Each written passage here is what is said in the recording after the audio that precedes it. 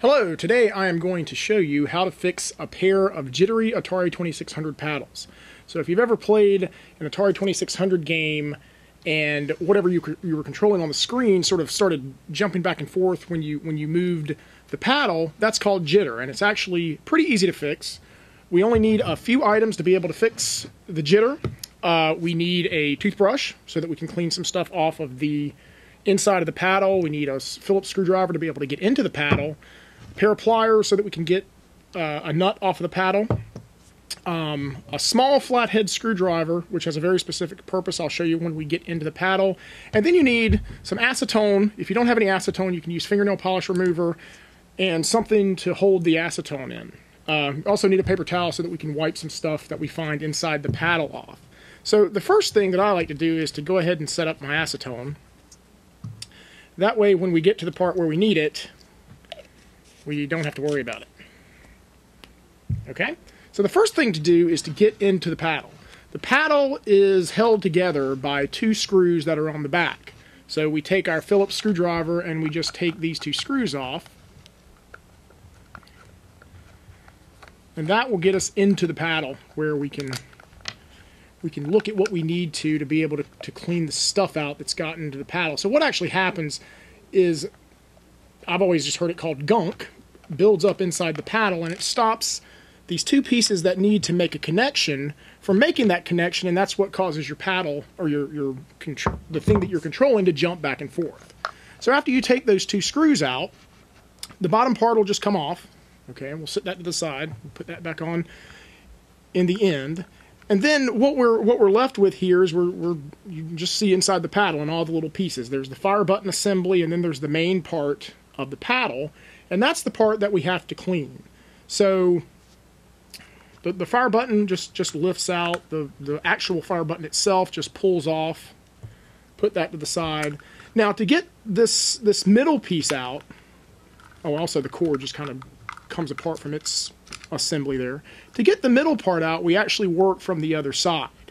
Okay, so we want to pull the knob off of the paddle. The knob is secured by a little metal clip. So you just apply a little bit of pressure. Some of them are harder to get off than others. Just keep applying some pressure, maybe wiggle back and forth a little bit while you're pulling out, and the knob will come off. Now the knob is secured onto the little plastic piece here by a little metal clip. Okay. Sometimes the metal clip will stay up inside the knob. Sometimes it's on the plastic piece. Just make sure that you have it. And if it's on the plastic piece, just pull it off and set it to the side with the other pieces.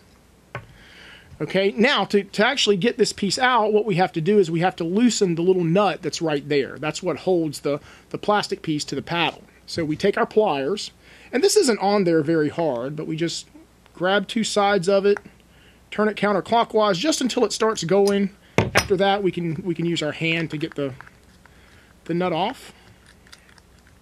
All right, and we'll set that to the side because we're going to have to put all this stuff back on. Now the little assembly will just slip right out of the paddle. And again, this is just a plastic piece. Okay, so now this is the part right here that we want to work on. This is the actual paddle assembly. If we plug the paddle in right now and we twisted this, we could play the game. That's what happens when you turn the knob. So what we need to do to get the stuff out of this is there's four little tabs here on this piece. And this is where our little flathead screwdriver comes in. What we need to do is we need to pry up these four tabs. Okay, so you want to get a small screwdriver because you want the head of it to be able to fit under the tabs. And basically you just put the screwdriver under each tab and pry it up so that it comes away from the metal part a little bit. We need to do this with all four of them.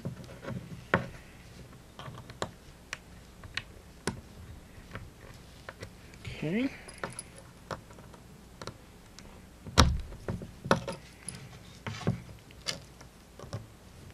This is also, by the way, the hardest part of cleaning the paddle. Okay, now those are loose. The top metal piece just slides right off. The bottom metal piece will slide off. And what we're left with are basically the two main pieces of the paddle. Okay, they will just separate. You have a plastic piece that has a metal, we can call it a metal thingy around it.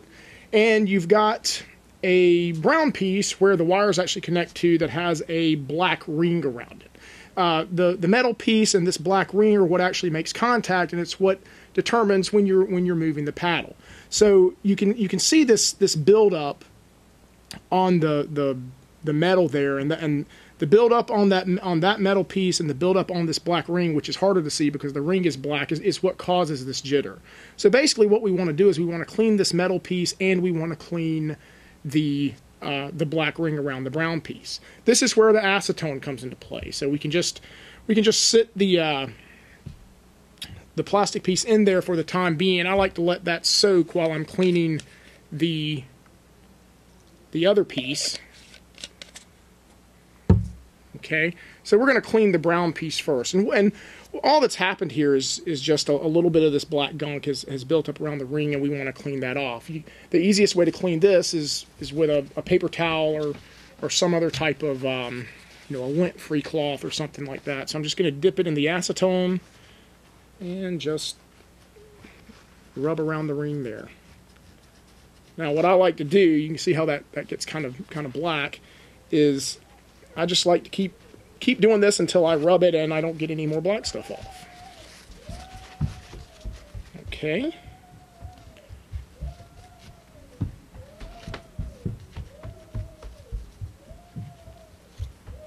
All right.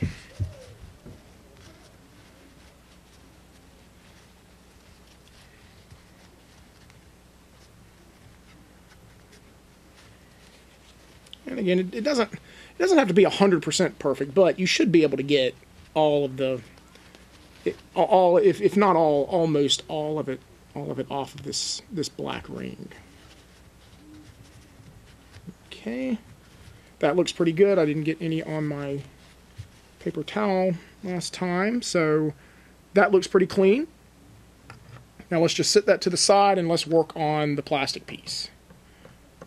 Okay, this is where the toothbrush comes into play. We'll use the toothbrush to sort of scrape some of this stuff off.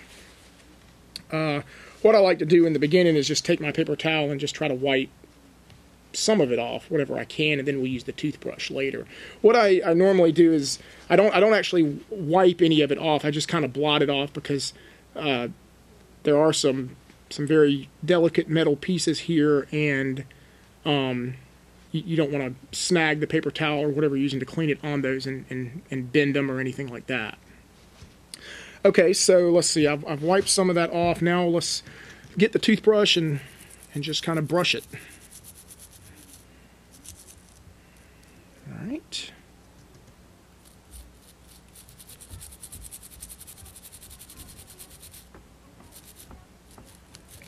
Okay.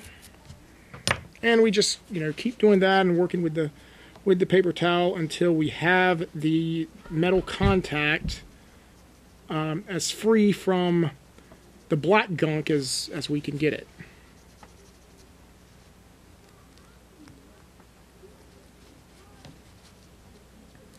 Again, this, if you have any type of cleaning instruments that you would use to clean, like a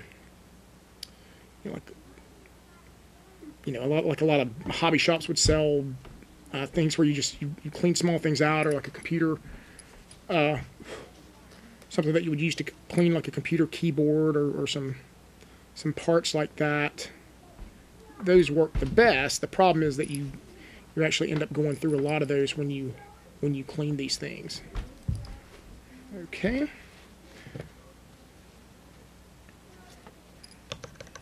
So again, just keep doing that until you get it as clean as you can. I've seen some where all of it completely comes off, and it's as gold as it was, when the paddle was new. And I've seen some where it looks like the gunk has actually sort of become a part of the metal. And again, you want to try to clean off as much as you can.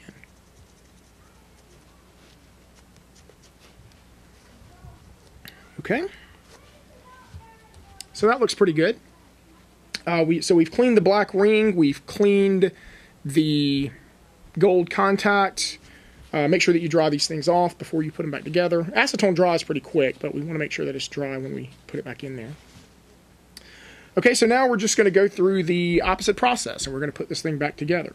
Okay, so the way that I like to put it back together is I like to take the bottom metal piece. Now the bottom metal piece can also have some stuff in it, and we can clean that if we need to.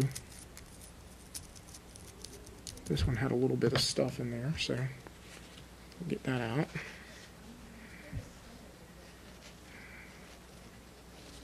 Okay.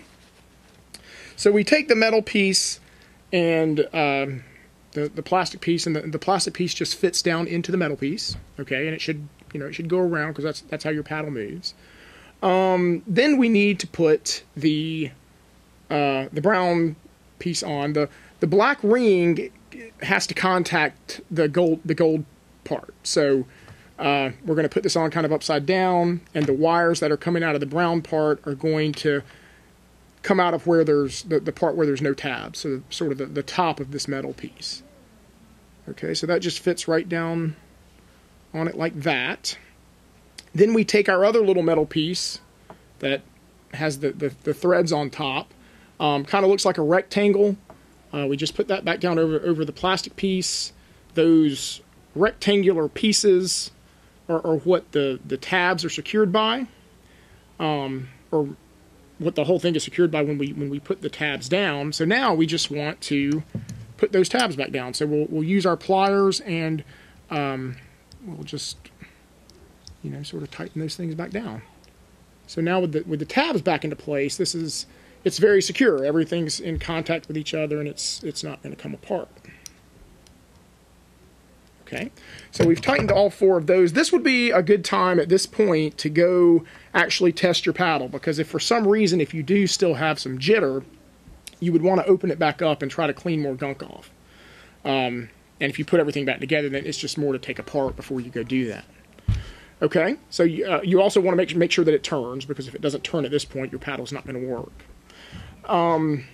And that's basically it. Everything else is just putting this stuff back together the way it came. So let's connect this back to the top piece. So I'll put it through the top there.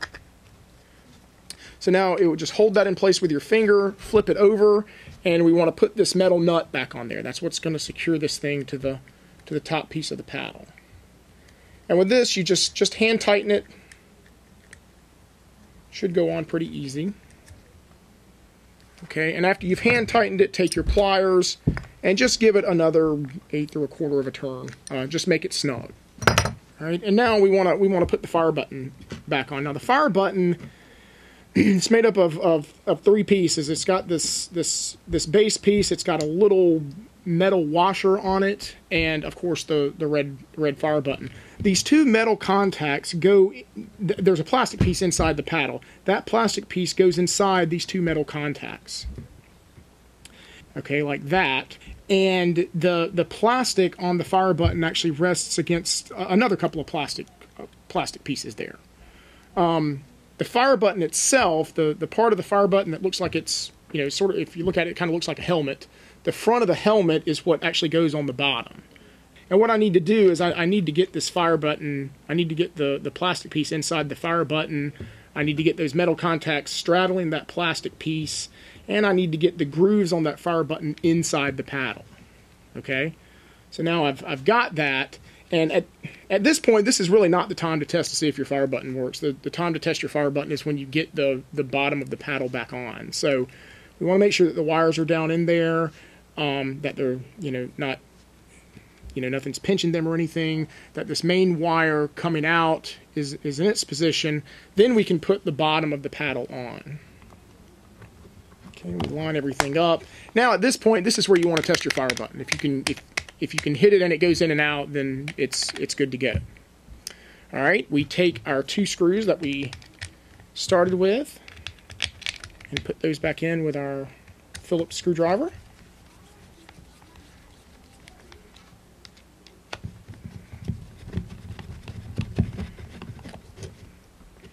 Okay, then we put our metal clip back on, if it came off. If it's still inside the knob, that's okay.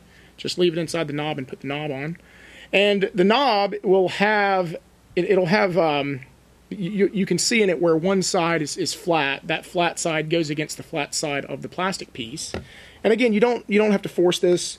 Just kind of put it in there where it goes and kind of wiggle it down and turn. Eventually it'll go on, and what you've got is you've got a paddle that should be as good as the day you got it.